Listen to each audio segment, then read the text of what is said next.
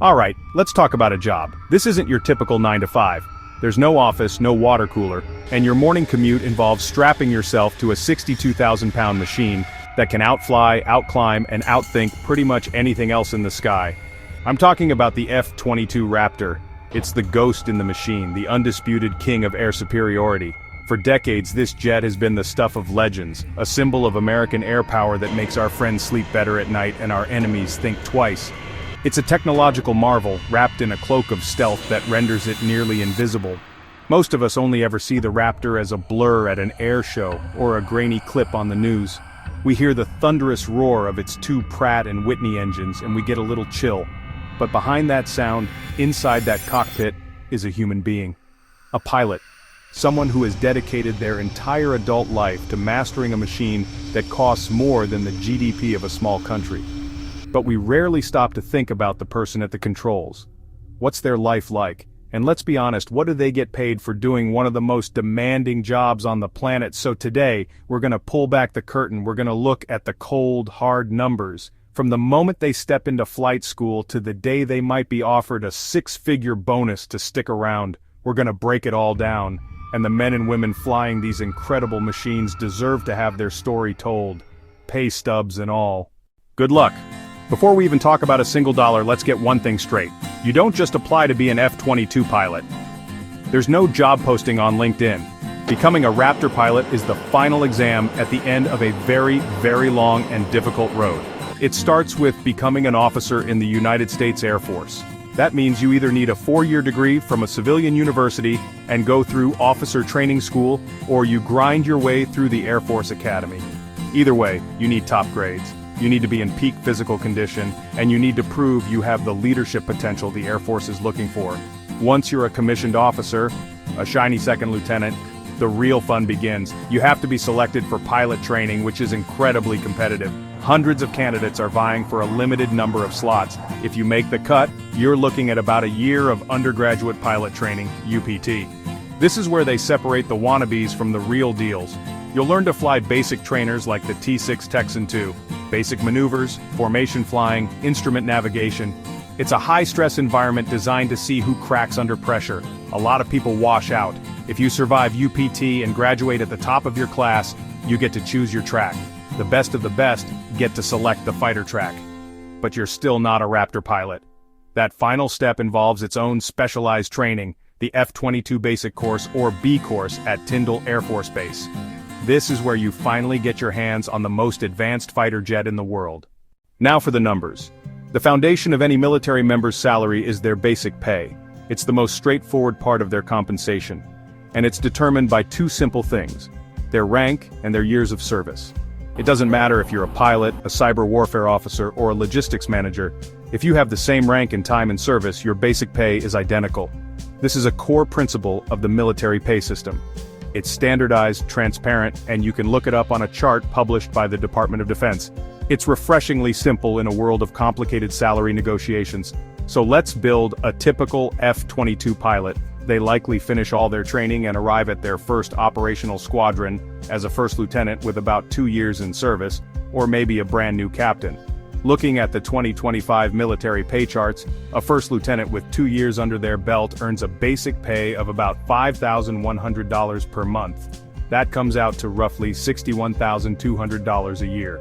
If they pin on captain at the 4-year mark, that jumps to around $6,600 a month, or about $79,200 a year. This is the starting block. It's a respectable salary, for sure, but it's probably not the astronomical figure some people imagine for piloting a $150 million jet. But that's just the beginning of the story. On top of that basic pay, pilots get something called Aviation Career Incentive Pay, or ACIP. Most people just call it flight pay. This is a special monthly payment that recognizes the inherently hazardous nature of military flying.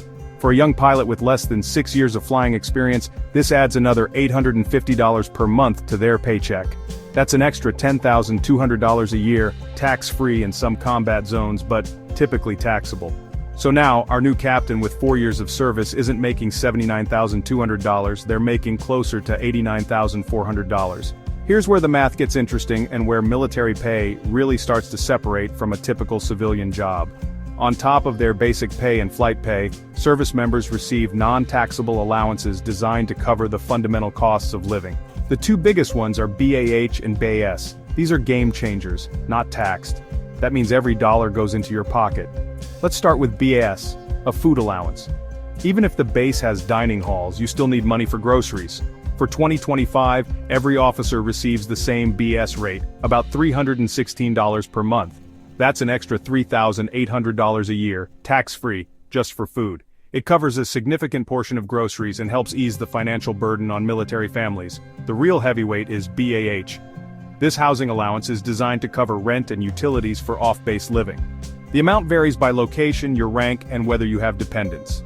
Suddenly, their total compensation package is over $118,400. And since a huge chunk of that is tax-free, their take-home pay is significantly higher than a civilian earning the same gross salary. So we've established that an F-22 pilot can make a pretty good living.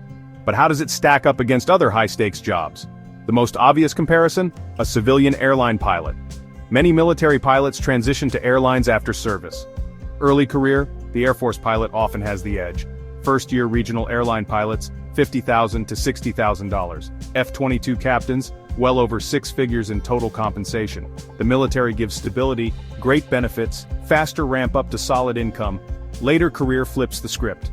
Senior Air Force colonel, 22 years, about $14,000 a month. That's roughly $168,000 a year. Senior airline captains at major carriers can earn a lot more.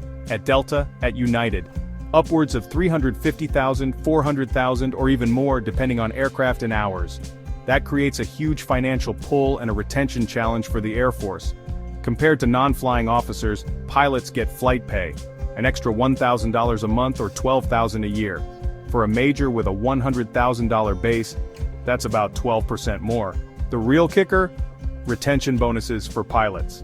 Bonuses not available to most other officers, widening the pay gap. Ultimately, flying an F-22 isn't just about money. If money were the only motivator, get a business degree and go to Wall Street. F-22 compensation is a package deal. Respectable income, job satisfaction, a sense of mission, prestige at the pinnacle of military aviation. You can't put a price tag on that. This is where the numbers get really big. The Air Force invests millions of dollars into training a single F-22 pilot. The last thing they want is for that pilot to leave after 10 years for an airline job. To prevent this brain drain, the Air Force offers an aviation bonus. These are substantial multi-year contracts. They may offer a massive lump sum payment or annual installments for a service commitment. They're effectively golden handcuffs. Targeted and changing year to year, but for the F-22 community, they're always significant. A mid-career F-22 pilot might be offered up to $50,000 per year for each year they agree to stay. Sign a 5-year contract. That's an extra $250,000. On top of regular pay and allowances, pushing a major's total annual compensation well over $200,000. Let's run the numbers. A major with 12 years in service. Basic pay, about $8,800 a month, which comes out to $105,600 a year. Flight pay, $1,000 a month, $12,000 a year. BAS, roughly $4,000 a year. BA, about $30,000 a year for a high-cost area, combined with basic pay, about $151,600. Now add the $50,000 per year bonus. Suddenly total compensation is over $201,600. That's a serious paycheck that competes with airline offers and keeps them in the cockpit when civilian employers want them. The pay charts and bonus figures paint a pretty rosy picture, but they don't tell the whole story. Being an F-22 pilot comes with a host of challenges and hidden costs that you won't find on a balance sheet. First and foremost is the time commitment. This isn't a job you leave at the office. The hours are long and unpredictable. Early morning briefings, late-night training flights, endless simulator sessions, additional duties that have nothing to do with flying. A 60-hour work week is not uncommon, and that doesn't even count the time spent deployed away from home. Personal sacrifice, family sacrifice. F-22 pilots move on average every 2 to 3 years. This constant upheaval is tough on spouses, who often have to restart their own careers in a new city. It's tough on kids who have to change schools and make new friends constantly. Missed birthdays, missed anniversaries, missed holidays. These are the intangible costs of the job, the things that no amount of money can truly compensate for. There's also the physical toll and the mental toll. Flying a high-performance fighter jet is brutal on the body. Pilots regularly pull 9 Gs, meaning their body weighs 9 times its normal amount. This can lead to chronic neck and back problems. The mental stress is immense, requiring constant focus and split-second decision-making in life-or-death situations. The financial journey of an F-22 pilot is a marathon, not a sprint. It's a career marked by distinct phases, each with its own financial profile. Lieutenant Junior Captain, the pay is good, especially with the tax-free allowances, and it provides a comfortable living. This is the period of intense learning, of earning qualifications, and proving you have what it takes. The focus is on becoming the best pilot possible, not on getting rich. The compensation is more than fair for a person in their mid to late 20s, but it's a reward for years of prior dedication. Senior Captain Major, this is when the pilot is at the peak of their tactical skills. Flight lead, instructor, mentor, it's also when the golden handcuffs appear. The decision to accept a large aviation bonus in exchange for more years of service is a major career and life crossroad. Taking the bonus provides a huge financial boost and can set a family up for long-term security.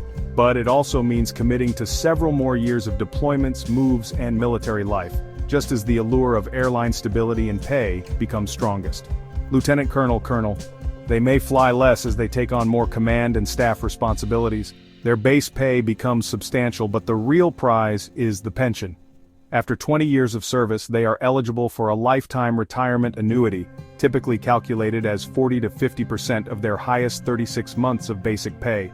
This pension, combined with healthcare for life, TRICARE, is an incredibly valuable financial asset, providing a bedrock of security that few civilian jobs can match. Many retired pilots then embark on a second career, often with the airlines double-dipping with both a military pension and a 6-figure civilian salary.